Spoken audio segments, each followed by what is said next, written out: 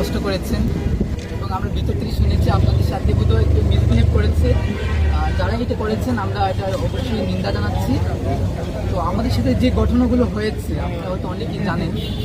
আমাদের গতকাল বিকেলে হবিগঞ্জ ছাত্র জনতার ব্যানারে আমাদের লোডশেডিংয়ের প্রতিবাদ, দ্রব্যমূল্যের ঊর্ধ্বগতি এবং দেশের সংকটের নিরসনের প্রতিবাদে আমার একটা কর্মসূচি ছিল এবং এটা পূর্ব নির্ধারিত ছিল। এবং আমি ব্যক্তিগতভাবে কর্মসূচির একদিন আগেই আমি নিজে কল করেছিলাম, এখানে যিনি দায়িত্বশীল আছেন। আমি আগেই স্পষ্ট করি এখানে কারোর সাথে আমাদের ব্যক্তিগত কোনো শত্রুতা নেই। আমার ওনার দায়িত্বশীল জায়গায় নিয়ে আমার কিছু কথা বলার আছে। আমি নিজে কল করে ওনাকে ইনফরমেশন দিই যে ভাই আমাদের এখানে তো আমরা সর্বস্তরের ছাত্র ব্যানারে একটা প্রোগ্রাম করছি, তো এখানে আপনার আমাদের একটু সহযোগিতার প্রয়োজন হবে, আমাদের একটু লক্ষ্য রাখার জন্য আমি অনুরোধ করি। তো সন্ধ্যার পরে উনি আমাকে আবার কল করে উনি আমার কাছে একটা এক্সপ্লেনেশন চান। তারপর অনেক কথাবার্তা হয়। তারপর আমরা যথারীতি যে পলিটিক্যাল যে প্রোটোকল অনুযায়ী আমরা একটা ইনফরমেশন আমাদের প্রতিনিধি দল থানা দেশে দিয়ে যায়। তো ইনফরমেশনটা পাঠানোর পর আমরা সবসময় আমরা যেটা শিখেছি এবং দেখেছি যে এই বাংলাদেশে একটি গণতান্ত্রিক কান্ট্রি, গণতান্ত্রিক দেশে একটা সাংবিধানিক অধিকার প্রয়োগ করতে হলে তো পুলিশের পারমিশনের কোনো প্রয়োজন আমার মনে হয় না দরকার আছে। আমরা একটা সাংবিধানিক অধিকার প্রয়োগ করব, আমরা ইনফরমেশন পাঠিয়েছিলাম, অবগতি করেছি এবং ওনার আইনশৃঙ্খলা সহযোগিতা আমরা চেয়েছি। কিন্তু প্রশাসন থেকে প্রথম যে কাজটা করা হয়েছে আমাদের এই ইনফরমেশনকে রিসিভই করা হয় নাই। দ্বিতীয়ত ওনার স্পেসিফিকলি কিছু কনফ্লিক্টেবল কথা বলেছেন যে এখানে আমি কোনোভাবেই পার্টিসিপেট করতে পারবো না, আমি শিক্ষার্থী না, এরকম কিছু কনফ্লিক্টেবল কথা হয়েছে।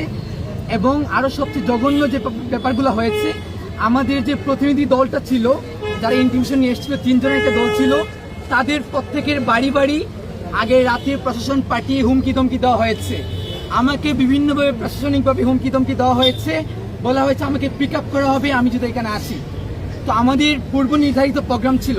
ইনফ্যাক্ট আমাদের একজন সিনিয়র নেতৃত্ব হবিগঞ্জের, যাকে থানাতে প্রায় 4 থেকে 5 ঘন্টা আটক করে রাখা হয়েছিল, বলা হয়েছিল আমি যেন ভিডিওতে এসে বলি এই প্রোগ্রামটি ক্যান্সেল করা হয়েছে।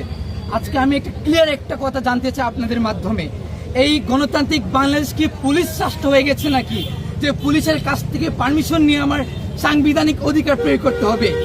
দ্বিতীয়ত যেটা হয়েছে, আমাদের প্রোগ্রাম ছিল, আমরা প্রস্তুতি নিচ্ছিলাম এখানে যাওয়ার জন্য, কিন্তু হঠাৎ করে শুনতে পাই আমার 2 সহযোদ্ধা রাজু এবং মির্জা সুমন তাদেরকে কোনো কারণ ছাড়াই তাদেরকে তুলে নেওয়া হয়েছে। তো আমি দ্রুত করে আমার সহযোদ্ধাকে নিয়ে আমি কুট মসজিদ আমার যেখানে প্রোগ্রাম ঠিক করা ছিল ওইখানে আমি উপস্থিত হওয়ার পর আমরা প্রোগ্রামের জন্য দাঁড়াতেই পারি নাই। জাস্ট আমি এখানে গিয়েছি, ওসি সাহেব ছিলেন, উনি আসলেন, আমি জিজ্ঞেস করলাম যে আমার ভাইদেরকে কেন গ্রেফতার করা হয়েছে। আমার কি আপনার সারা বাংলাদেশ দেখেছে কিভাবে একজন দায়িত্বশীল অফিসার ইনচার্জ কিভাবে আমাকে টেনে হিচড়ে আমাকে তুলে নেওয়া হয়েছে এবং আমাকে প্রচুর টাকা ছেড়ে আমি আঘাতপ্রাপ্ত হয়েছি। আজকে আমি আপনাদের মাধ্যমে সারা দেশের কাছে বিচার চাই। লোডশেডিংয়ের প্রতিবাদ, দ্রব্যমূল্যের ঊর্ধ্বগতির প্রতিবাদ, গ্যাসের সংকট নিরসনের দাবি, এটা তো জনগণের একটা মৌলিক চাহিদা এবং এটা তো আমি কোনো দলীয় এজেন্ডা বাস্তবায়ন করছি না। প্রশাসন যেটা বারবার বলেছে তারা নাকি আমাদেরকে প্রোটেকশন করার জন্য তুলে নিয়ে এসছে। আমি মনে করছি যদি আমাদের উপর কোনো একটি দল থেকে থ্রেট থাকে বা আমাদের উপরে কোনো হামলা আশঙ্কা থাকে, তাহলে লটা কি বলে অ্যাকচুয়ালি যে যারা আমাদের উপর হামলা করার প্রিপারেশন নিয়েছিল তাদের সাথে ডিল করা এবং আমাদেরকে প্রোটেক্ট করা। কিন্তু প্রশাসন যেটা করেছে তারা আমাদেরকে তুলে নিয়ে এসেছে এবং থানাতে আমাদেরকে যাচ্ছে তাই বলা হয়েছে, আমাদেরকে বলা হয়েছে আমরা মিছিল মিটিং কেন করব।